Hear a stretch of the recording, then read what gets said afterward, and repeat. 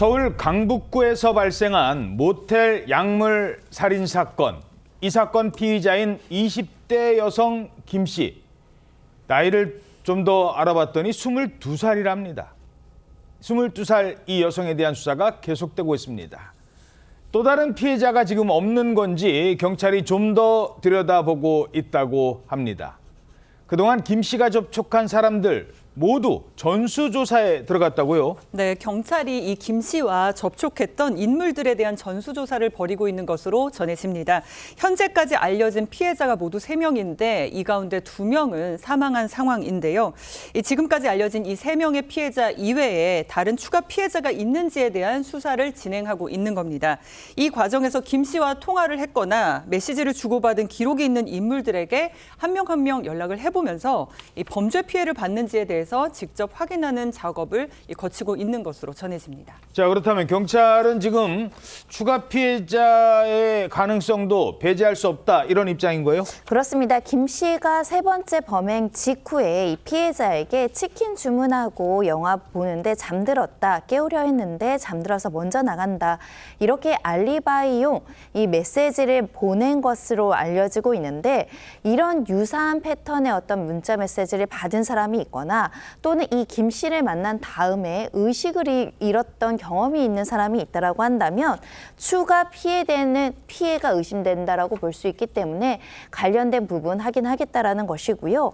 이 YTN 보도에 따르면 첫 번째 피해가 발생한 작년 12월 말 이후를 집중적으로 지금 기록을 살펴보고 있다라는 것이고요. 조사 경위에 따라서는 추가 피해자가 확인될 가능성도 배제하기 어려운 것인데요.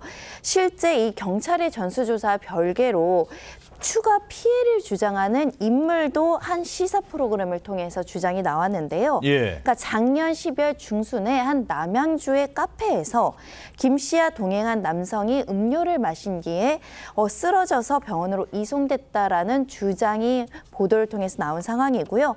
하지만 실제 진위 여부는 추가 조사를 통해서 밝혀져야 될 것 같습니다. 범행 직후의 모습을 알 수 있는 목격자가 등장했다고요? 맞습니다. 한 시사 프로그램에서 통해서 알려진 건데요. 범행 직후 모텔을 빠져나오는 김 씨를 기억하는 택시 기사가 당시 상황을 전한 것인데요. 해당 택시 기사는 지난 9일 새벽 강북구 수유동 한 모텔 앞에서 김 씨를 태웠던 상황을 떠올리면서 2km 정도 거리밖에 안 되는데 쫓기도 빨리 가달라고 해서 기억이 남는다면서 당시 상황을 전했는데요. 실제로 9일 밤 손에 검은 비밀을 들은 그 여성이 홀로 택시를 타고 사는 모습이 포착되기도 했습니다.